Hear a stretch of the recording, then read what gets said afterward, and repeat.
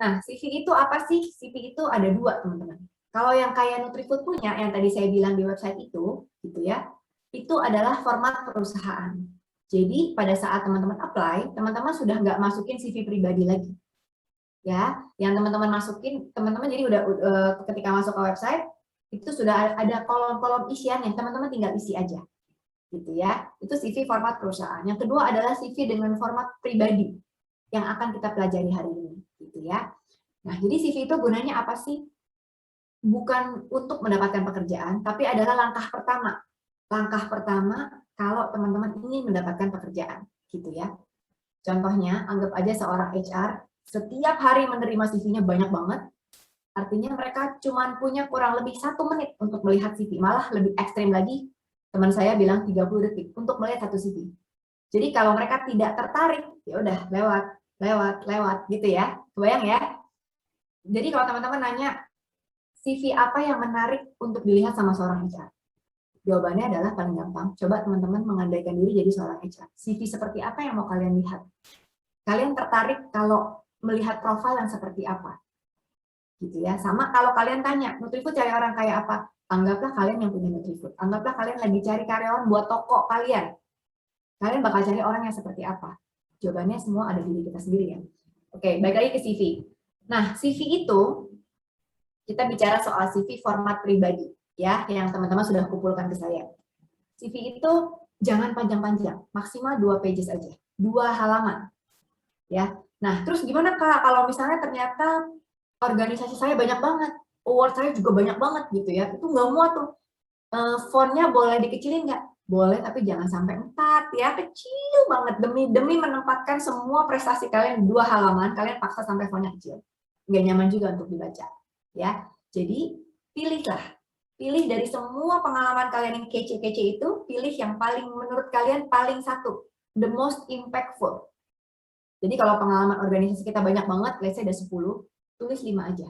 Yang paling impactful, yang menurut kalian kayaknya gue paling berkembang di organisasi ini. Satu, yang paling impactful. Kedua, the biggest organization. Ya, jadi kalian bisa pilih gitu ya. Dari 10, cuman boleh tulis 3 atau 5. Yang mana yang gue pilih ya? Yang paling bisa memberikan dampak buat kalian. Misalnya kalian ngerasa di organisasi ini gue paling berkembang, gue bisa belajar paling banyak. Tulislah yang itu. Atau kedua, yang organisasinya terbesar mungkin. Terus ketiga, role kalian paling signifikan di situ. Gitu ya. Jadi bocorannya adalah itu. Jangan ditulisin semua 10-10-nya. Nanti buat yang lain, karena kalau CV itu kan ada section-nya ya. Section organization, section education gitu ya. Jadi jangan sampai terlalu banyak di satu section, terus section lainnya nggak dapat tempat. Gitu. Jadi cukup ya untuk beberapa section, kayak misalnya contoh organisasi atau award, pilih yang paling impactful, yang organisasinya paling besar, atau role kalian paling signifikan di situ. Gitu ya. Terus jangan lupa CV itu mesti punya 5 kualifikasi ini. Satu, informatif, jadi dia menyediakan informasi yang seorang HR perlu tahu. 2, sistematik, artinya mudah dibaca, mudah dilihat. Kalau kita mau cari data ada di sini, pendidikan ada di sini, organisasi ada di sini. Jangan bercampur. Gitu ya. Terus solid short, maksimal 2 halaman. Appealing, artinya menggerakkan seorang HR untuk kepengen tahu lebih banyak tentang orang ini. Terus original. Nah, original ini penting. Saya mengerti kalau kalian suka copy paste CV, itu nggak apa-apa. Itu halal, ya. Artinya kalau teman kalian punya format CV yang menurut kalian bagus, it's okay untuk kalian copy paste formatnya. Tapi jangan lupa kalau copy paste yang rapih. Jadi jangan di depan namanya Budi, di belakang namanya Amir. Kalau copy paste pastikan semua sudah kalian ganti dengan data kalian. Ya. Jadi kadang dulu waktu kita masih terima CV pribadi itu kita suka nemuin, ih kok di halaman pertama namanya A, di halaman kedua namanya B. Mungkin copy paste punya temannya tapi lupa ganti. Ya, jadi pastikan rapih aja. Kalau sampai kalian melakukan copy paste terhadap CV kalian, CV teman kalian copy paste untuk mencontek formatnya, at least kalian gantilah namanya dan segala datanya gitu ya. Oke, terus next CV itu pakai bullet form. Terdiri dari apa aja sih? Personal data sudah harus ada. Bagaimana cara mengkontak kalian yang paling gampang? Email, telepon, sudah harus ada di situ. Gitu ya. Artinya kudu mesti email dan telepon. Kalau kalian ingin menyediakan informasi lebih banyak, it will be good. Asal jangan terlalu banyak sampai tempatnya penuh. Contoh misalnya LinkedIn, Nah, LinkedIn kalian apa? Itu juga sekarang mahasiswa sudah banyak yang punya LinkedIn. Sosial media kalian itu juga oke untuk dicantumkan. Tapi personal data harus ada, tanggal lahir dan sebagainya gitu ya. Lalu education, section organisasi, terus section pengalaman, other interest, referee dan sebagainya. Gitu ya. Itu balik lagi saya mengingatkan kalau organisasi experience-nya kebanyakan, pilih maksimal 5 saja gitu ya. Terus jangan lupa attention to details-nya, marginnya kadang suka gemes ya, ada yang margin kanannya rapat banget, margin kirinya jauh gitu. Yang rapi aja, yang simple, yang kalian suka bacanya. Gitu. Kita kan pasti semua orang sukanya yang cukup rapi. Typo, hati-hati, baca lagi, dibaca ulang CV-nya, ada typo nggak? Gitu ya, karena ya tidak seharusnya ya typo itu ada gitu ya. Kalau kalian ragu-ragu, coba suruh teman kalian baca CV kalian, tukeran aja. Oke, gue baca CV dulu, baca CV gue ya. Ada yang salah nggak di situ? Itu sesuatu yang simple tapi matters banget. Tunjukin kalau kalian sebenarnya tidak teliti, bener nggak sih? Typo loh di CV, kan jangan ya, gitu ya. Oke, terus nextnya foto. Nah, untuk foto seperti apa yang harus dicantumkan? Balik lagi ke survei perusahaan. Cari tahu informasi perusahaan ini seperti apa. Kalau perusahaannya sangat formal, gitu ya, yang boleh fotonya foto formal dengan latar belakang yang rapi, merah, putih, biru dan sebagainya gitu ya. Sekalian juga rapi. Kalau perusahaannya informal, kalian lebih punya banyak pilihan. Mau fotonya foto seperti apa gitu ya. Perusahaan informal itu kayak apa sih? Contoh kalau misalnya perusahaan cara berpakaian di perusahaan itu menunjukkan mereka formal atau tidak. Kalau kalian harus ke kantor dengan pakai blazer, pakai heels, harus pakai celana bahan, itu mostly formal. Tapi kalau kayak Nutrifood, bisa contohnya kalau kalian lihat di website kami itu udah kelihatan banget sebenarnya bahwa kita informal sekali. Gitu ya, boleh pakai celana pendek, boleh pakai kaos, terserah. Tapi kalau ngelamar kerja jangan pakai celana pendek ya, ini buat karyawan aja ya. Jadi kalian dari situ udah kebayang nih, oke di perusahaan informal, artinya pilihan foto kalian bisa jadi lebih banyak. Fotonya bisa foto non formal. Ya, tapi hati-hati karena beberapa kali CV kita terima saking informalnya Nutrifood mungkin ya. Jadi kadang fotonya tuh suka seenak-enaknya. Lucu sih kadang-kadang, misalnya contohnya dengan binatang peliharaannya, binatangnya lebih besar daripada dianya. Dianya di pojokan kecil, gitu. Atau foto di Menara Eiffel, misalnya dianya di pojokan kecil, di pinggir, di sudut Menara Eiffelnya kelihatan lebih besar. Jadi pertimbangan yang normal-normal aja guys, ya jangan yang aneh-aneh. Oke, terus kita bahas ya. Personal CV, terus berapa banyak, 2 halaman maksimal. Kontak number atau email harus ada. Sertifikat perlu apa enggak? Belum perlu. Belum perlu ya. Pada saat kalian pertama kali aplikasi kerja, nggak usah dulu melampirkan sertifikatnya. Ya, kalau nanti ada proses lanjutan dan HR merasa perlu melihat, kita akan minta. Ya. Terus nextnya, biasanya teman-teman akan tanya, ijazah perlu nggak? Tergantung perusahaannya. Kalau Nutrifood enggak. Karena kita sudah, menurut kami itu bisa disusulkan. SKL pun buat kita tidak perlu, nanti aja disusulkan. Gitu ya. Bahkan kita pernah memproses seorang pas masih dia jadi mahasiswa, semester 5 sudah kita proses dan saking naksirnya sampai kita panjer. Udah langsung kita booking anak ini dari dia semester 5. Padahal anaknya udah wanti-wanti, Kak, saya lulusnya masih 1,5 tahun lagi. Nggak apa-apa, kita tungguin. Akhirnya kita tunggu. Gitu ya, kita tunggu. Anak itu setelah lulus, habis itu baru masuk Nutrifood. Jadi teman-teman baca dulu rules-nya. Boleh nggak college students ikut daftar? Harus pakai SKL nggak? Jangan berasumsi kalau semua perusahaan nungguin kalian lulus baru daftar. Enggak loh.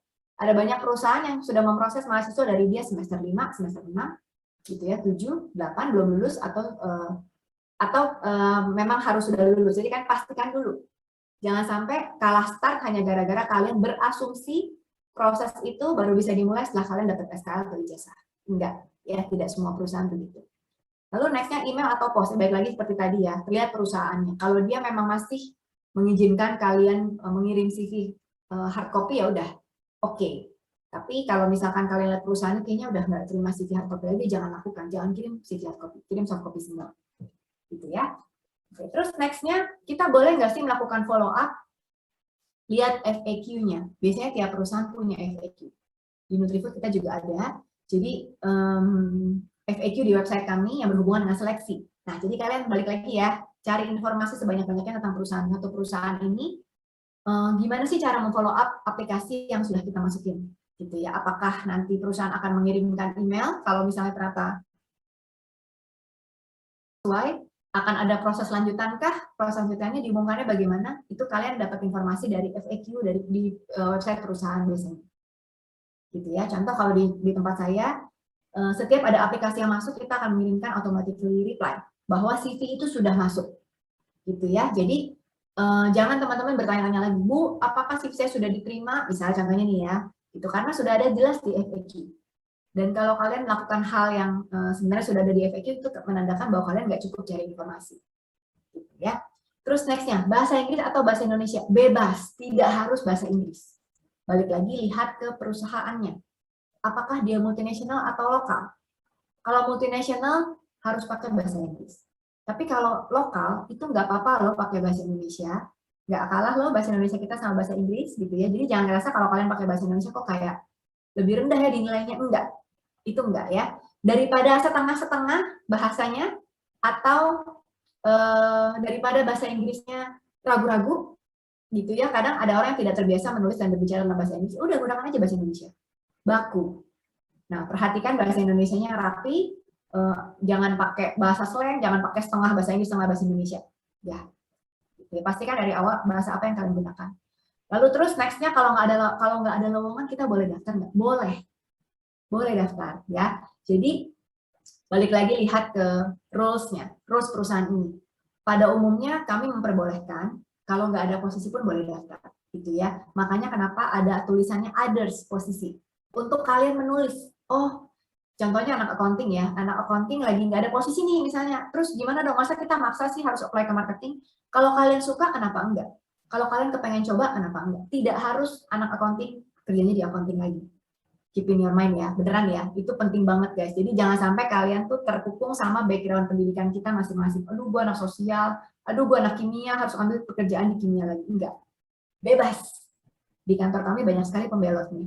Ya, anak-anak kimia, anak-anak teknik industri akhirnya membelot jadi teman-teman di marketing, ya teman-teman di area gitu. Buat mereka, mereka juga happy belajar hal yang baru. Buat kami juga membuka kesempatan itu. Jadi ayo explore lebih jauh lagi possibility apa yang bisa kalian dapatkan di dunia kerja. Tidak cuma sesuatu yang berhubungan dari background kita aja. Tapi terus sia-sia nggak belajar 4 tahun? Nggak ada yang sia-sia loh, beneran deh. Mau berhubungan apa enggak background kalian dengan pekerjaan atau karir kalian nanti, 4 tahun kalian kuliah itu nggak akan sia-sia. Contoh misalnya ya, anak-anak pangan di tempat kami ada yang jadi anak-anak marketing. Sia-sia nggak? Nggak sama sekali. Pada saat mereka melakukan edukasi ke konsumen, mereka bisa pakai loh ilmu pangannya. Kepake banget. Gitu ya. Jadi jangan sampai berpikiran kalau anak pangan hanya bisa kerja di lab. Anak food hanya bisa kerja di lab, ngerjain QC, QA, sistem, R&D, dan lain-lain gitu ya. Enggak, banyak banget posisi yang lain. Product development, marketing research, jadi banyak banget possibility-nya. Gitu ya. Terus next-nya, post-it yang orange terakhir, any position boleh nggak? Boleh. Tapi kalau kalian sudah berani menuliskan any position, artinya kalian ingin mencoba posisi apa saja yang ditawarkan. Jadi jangan menutup diri ya kalau udah nulis any position ya. Kan udah fair nih bilang, oke, any position aku mau coba. Ya udah, artinya sebagai seorang HR, biasanya saya akan melihat, oke, anak ini interest-nya ada di mana, dia pengalaman-pengalaman sebelumnya apa, gitu ya. Terus dia pengen mencoba ada di mana, pengen mencoba di mana. Kalau misalnya ternyata hanya sesuai sama background, oke, kita nggak akan proses kalau gitu any position-nya. Gitu ya. Nah, sebelum kita mulai bahas CV, saya mau minta maaf dulu untuk 10 orang yang CV-nya akan saya bahas, no hard feeling ya guys. Jadi, teman-teman kan udah ngirimin CV nih. Setuju apa enggak? Minta suara dulu ya. Setuju apa enggak kalau CV-nya kita bahas? Ada 10 CV yang sudah saya pilih. Tapi kalau CV teman-teman terpilih, kan artinya akan terpampang di sini nih, segede-gedenya ya guys. Teman-teman bersedia apa enggak? Kalau enggak bersedia, saya akan skip CV-nya. Gimana? Karena CV yang masuk kan banyak banget nih kemarin. Terus ada 10 yang sudah saya pilih untuk kita belajar bersama-sama gitu ya. Jadi jangan, kalau nanti ada kritikan, Boya dijadikan pelajaran aja ya gitu ya. Kita akan belajar bersama-sama karena ternyata CV itu banyak banget formatnya. Oke, gimana Mas? Kita lanjutkan aja ya. Mohon maaf dulu ya kalau sebelumnya teman-teman CV-nya termasuk ke dalam 10 CV ini. Gitu. Oke, kita bahas ya. Cepat aja. Oke, kelihatan nggak? Kelihatan CV-nya? Kelihatan, Ibu. Kelihatan ya? Oke. Nah, untuk CV nomor 1,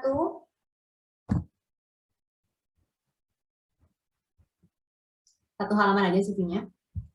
Biasa sampai bikin catatan. Kalau dilihat sekilas, agak terlalu padat dari sisi tulisan ya. Jadi, kalau misalnya teman-teman, ini Mbak Cynthia, mana sih Mbak Cynthia? Semoga ada ya. CV kamu keren, Mbak. Dan kamunya juga keren. Soalnya banyak banget award-nya. Bayangin coba guys, dapat award, udah banyak dapat award. Dan ada TOEFL score di situ, menandakan Mbak Cynthia ini sudah pernah tes TOEFL. Ini sesuatu ya, gitu. Jadi, Mbak Cynthia ini dari IPB, edukasinya cukup jelas, informasinya. Jadi di barisan pertama ada data-data, ya, ada portfolio juga dan ada linknya. Itu sesuatu yang bagus ya. Terus ada edukasi cukup jelas, IPK-nya ada, TOEFL-nya ada.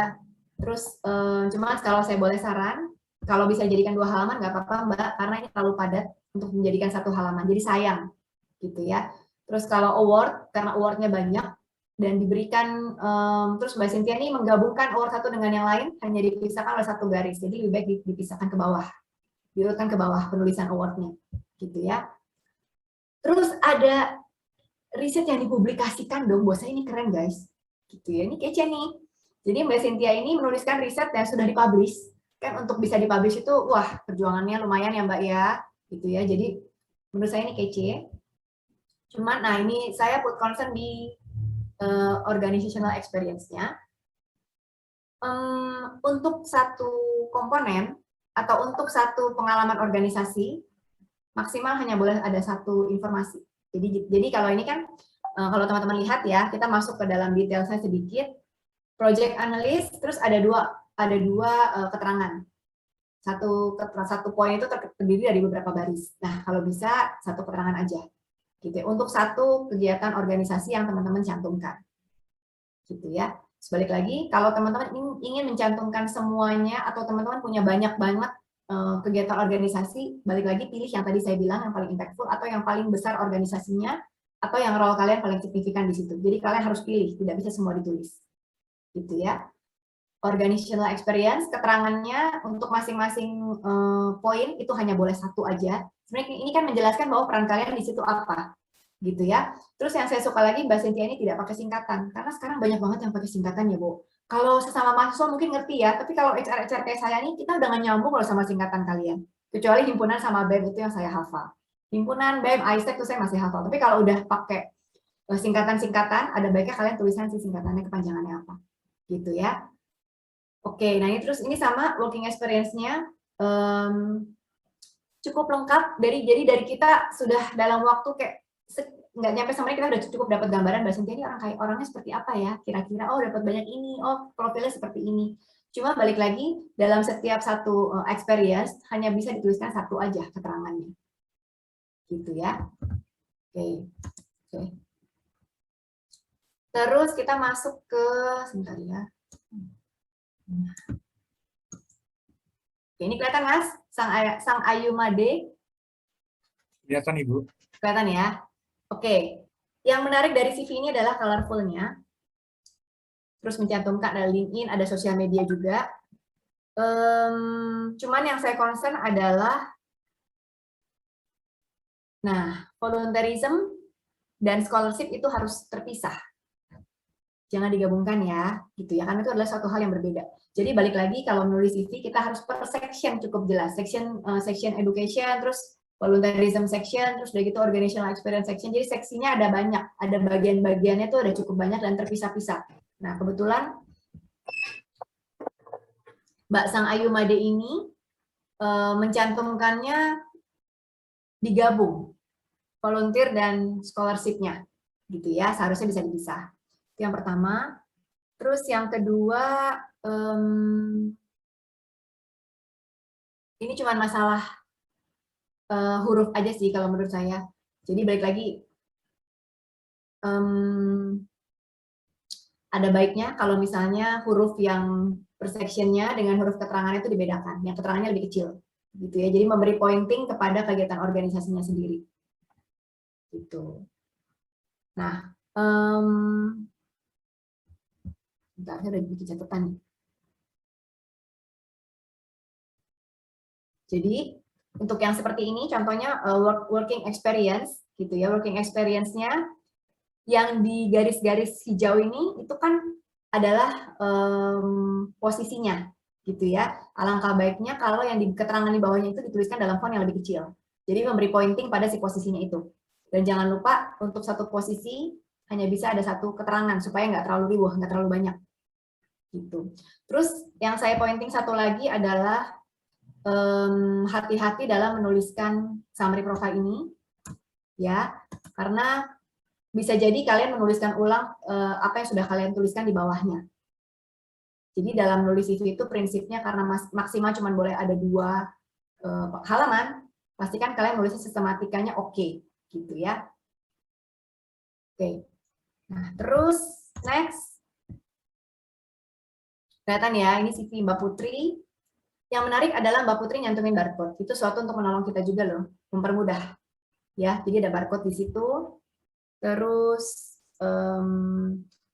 kalau menurut saya narasi di sini tidak perlu di profil ini, dan jangan lupa ini saya gatal aja ngeliatin ada huruf kecil di depan, gemes aja gitu ya.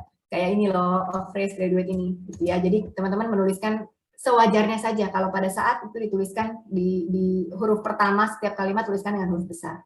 Gitu ya, simple kok. Gitu. Nah, CV-nya Mbak Putri ini cukup jelas, singkat, padat, dan segmennya jelas kalau menurut saya. Ya, jadi edukasinya cukup jelas nih. Gitu ya. Terus working experience, ada training, ada organizational experience, cukup jelas. Dan cuma 1 halaman loh. Gitu ya. Terus di sebelah kiri ada data kontak. Jadi nyarinya gampang. Nyarinya gampang ya. Kita mesti kontak di mana, kita tahu, cepat gitu ya. Terus informasi cukup jelas. Hebat nih Mbak Putri. Lalu yang keempat, nah ini CV-nya Mas Haidar Rastra. Mohon maaf fontnya kekecilan. Kalau udah rabun kayak saya nih, perlu font yang lebih besar ya Mas ya, gitu ya. 2 halaman nggak apa-apa, balik lagi ini cuma 1 halaman. 2 halaman nggak apa-apa maksimal. Karena terlalu dempet sepertinya tulisannya gitu ya, dan satu section dengan section yang lain, alangkah baiknya kalau dikasih spasi lagi gitu. Terus narasi di sini menurut saya terlalu panjang. Kalau misalkan mau pakai narasi, pastikan itu hanya 1 kalimat saja gitu ya. Nah, cuman ini baiknya konteksnya cukup jelas, konteks di sebelah kiri. Terus saya udah catat, oke. Edukasi, mungkin teman-teman bisa menuliskan edukasi 2 yang terakhir ya. Jadi kuliah dan SMA saja. Itu tidak perlu dari SD. Gitu. Jadi untuk menghemat tempat aja sih sebenarnya gitu ya. Terus oke. Oh ini pengalaman di sini itu alangkah baiknya kalau dipilah-pilah karena ini Mas Haidar ini menggabungkan pengalaman organisasi dengan pengalaman kerja dengan pengalaman internship. Itu digabungin semua jadi satu section namanya pengalaman. Padahal pengalaman itu kan banyak ya, organizational experience, working experience, internship experience. Jadi itu bisa dipisahkan persepsinya, tidak langsung masuk ke pengalaman semua, gitu ya. Oke, terus next-nya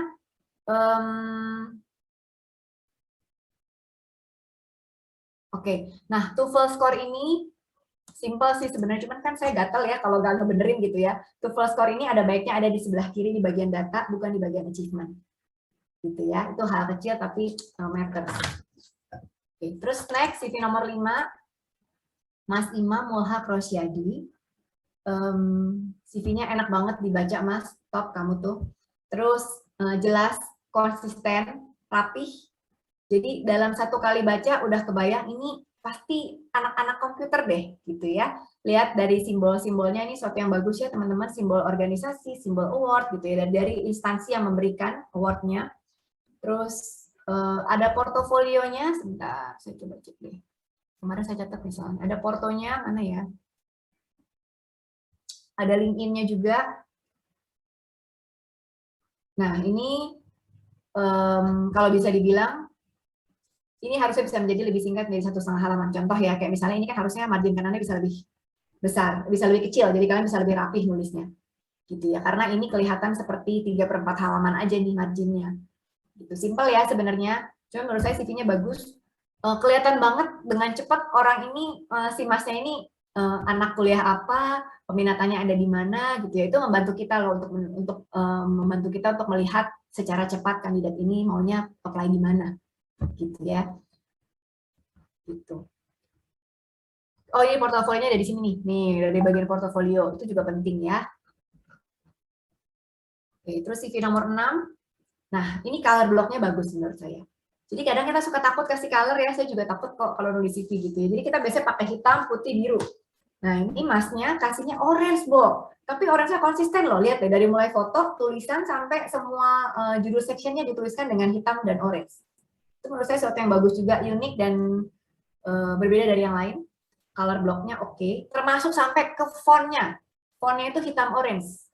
Gitu ya, jadi bagus nih penampakannya ya, penampakan CV-nya oke, rapi, konsisten, cuman 1 halaman guys, kece di CV-nya, gitu ya. Terus walaupun 1 halaman, tapi cukup banyak informasi yang dituliskan.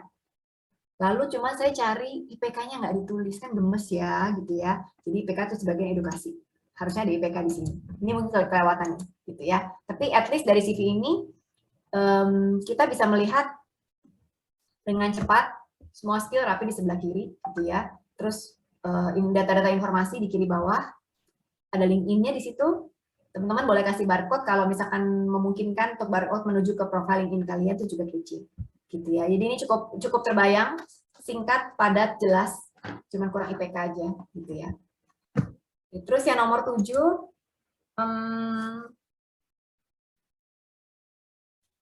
oke, ini edukasi dan organizational experience digabung. Jadi better dipisahkan ya, gitu ya. Better dipisahkan. Tapi lain-lainnya harusnya udah oke. Oke, nah ini saya ada concern untuk satu working experience maksimal cuma boleh ada 1 kalimat saja ya, karena ini kebanyakan nih. Padahal kan cuma ada 1 posisi ini di sini, gitu ya.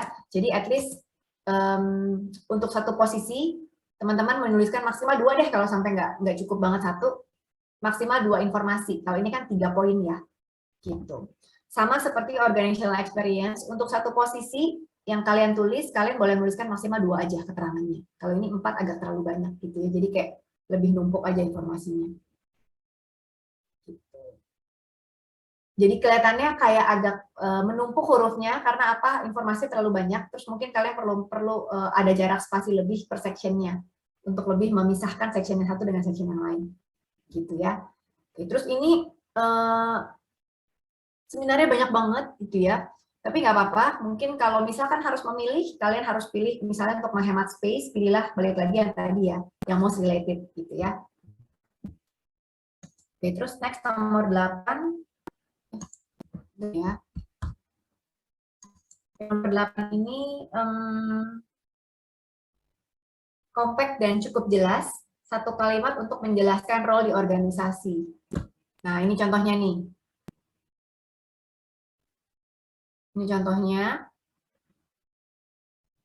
Jadi kelihatan bahwa oh perannya di organisasi ini adalah A, organisasinya apa, terus dia ngapain di situ. Cukup jelas ya pakai poin-poinnya.